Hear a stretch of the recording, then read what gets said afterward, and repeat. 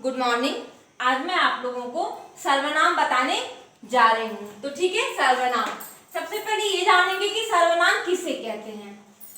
संज्ञा के स्थान पर प्रयुक्त होने वाले शब्दों को याद रखिएगा। संज्ञा के स्थान पर प्रयुक्त होने वाले शब्दों को सर्वनाम कहते हैं। ठीक है, जैसे वो शब्द कौन कौन से हैं जिनको हम संज्ञा के स्थान पर जिनका हम प्रयोग करते हैं, जैसे मैं, हम, तुम, वह, उसने।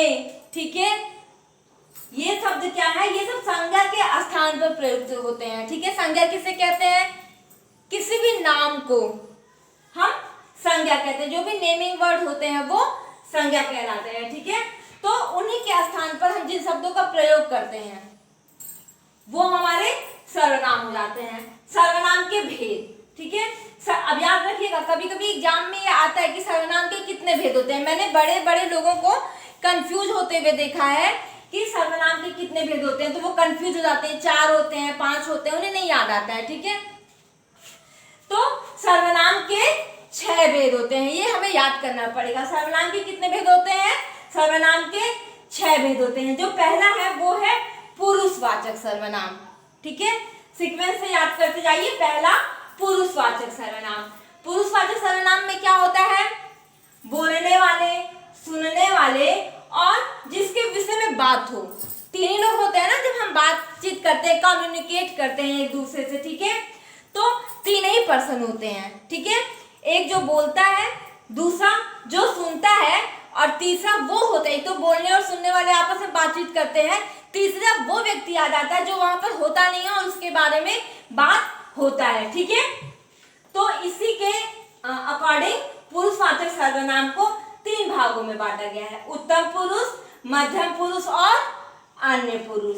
अब ये देख लीजिए, उत्तम, मध्यम और अन्य। अन्य मतलब तीसरा, मध्यम बीच का और उत्तम हमेशा क्या होता है, मानव जाति जो हम मानव है, तो हमारी एक बुराई है कि हम अपने आप को ही उत्तम समझते हैं, अपने आप को ही श्रेष्ठ समझते हैं। हमसे श्रेष्ठ दुनिया में कोई है नहीं, ऐसा हर व्यक्ति समझता है। ठीक है, तो उत्तम, हम ही उत्तम है। तो सिर्फ अपने लिए जो बात हो, कोई व्यक्ति अपने विषय में, अपने से संबंधित जो भी बात करे, ठीक है, उसके लिए जिन शब्दों का प्रयोग करेगा वो उत्तम पुरुष कहलाएगा। याद रखिएगा, हम ही उत्तम है, मैं ही उत्तम हूं। ठीक है, मैं, मैंने, हम, हमने, मेरा, मुझे, इसमें केवल व्यक्तिगत बात हो रही है ना, केवल एक व्यक्ति सिर्फ अपने बारे में बात कर रहा है, तो ये उत्तम पुरुष है। मध्यम पुरुष क्या होता है, हम जिससे बात करते हैं। ठीक है, तो अब हम बात करेंगे तो किससे करेंगे, तुमसे करेंगे। सामने एक व्यक्ति होगा, उससे हम बात करेंगे तो तुम, तुम्हारा, तुमसे। ठीक है, तो उसके लिए तू, तुम, तुमने, तुम्हारा। जैसे तुम्हारा ये ड्रेस बहुत अच्छा है, तुम्हारी कलम बहुत अच्छी है, तुमने पेन कहाँ से खरीदी।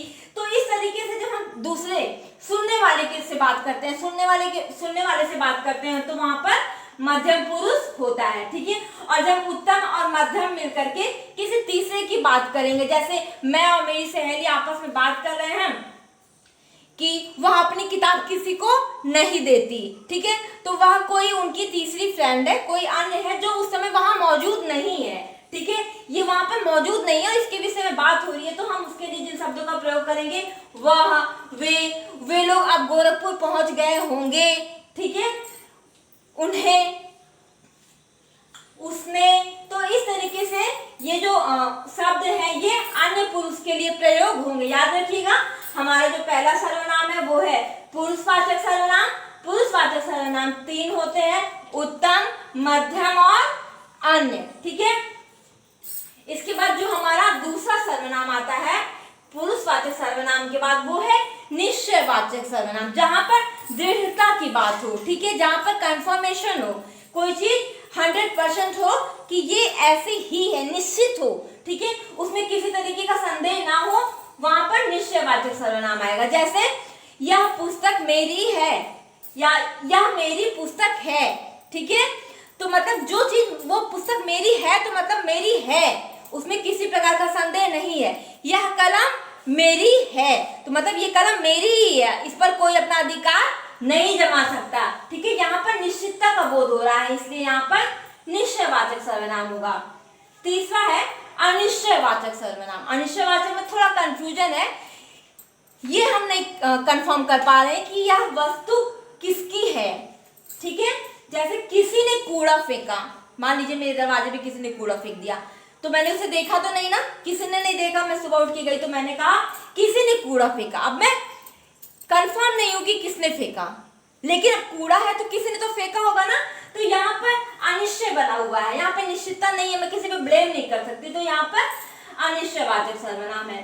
दूध में कुछ गिर गया। अब दूध में कुछ गिर गया, चलो मैंने ये तो देखा कि दूध में कुछ गिरा है, अभी दूध छलका है, दूध में आवाज आई है, लेकिन क्या गिरा है ये मैं अभी निश्चित नहीं हूं। तो यहाँ पर क्या होगा, अनिश्चयवाचक सर्वनाम होगा।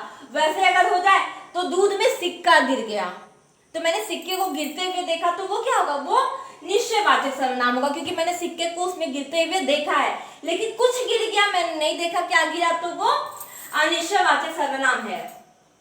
अगला है संबंधवाचक सर्वनाम। संबंध मतलब दो वाक्यों का जब आपस में संबंध जुड़ता है। ठीक है, जैसे जो मेहनत करता है वह सफल होता है, तो मेहनत का संबंध किससे है, मेहनत का संबंध सफलता से है, मतलब मेहनत किया जाएगा तो सफलता मिलेगी, जो पढ़ेगा वो पास होगा। तो पढ़ने का संबंध किससे है, पढ़ने का संबंध किससे है बताइए, पास होने से। ठीक है, तो जो पढ़ेगा वो पास होगा, तो इन दोनों का संबंध है, पढ़ने का और पास होने का आपस में संबंध है। अगला है हमारा पांचवा प्रश्नवाचक सर्वनाम। तो प्रश्नवाचक सर्वनाम, जब भी हम क्वेश्चन पूछते हैं किसी, जैसे तुम्हारा नाम क्या है, तुमने कितने पाठ याद कर लिए, तुम्हारा गृह कार्य पूरा हुआ या नहीं हुआ, तो इस तरीके से हम यहाँ पर जो क्वेश्चन मार्क का चिन्ह लगाते हैं। ठीक है, तो ये हमारा प्रश्नवाचक सर्वनाम हो गया। उसके बाद है हमारा निजवाचक सर्वनाम। निजवाचक सर्वनाम, निज मतलब खुद के विषय में बात की जाए, व्यक्तिगत रूप से बात की जाए। ठीक है, तो वहां पर निजवाचक सर्वनाम होगा। जैसे मैंने उत्तम उत्तर स्वयं निकाला, मतलब जो उत्तर खोजा गया है वो मैंने स्वयं ही निकाला है। ठीक है, वह खुद चला जाएगा, मतलब वह खुद चला जाएगा, हमें उसे पहुंचाने की आवश्यकता नहीं है।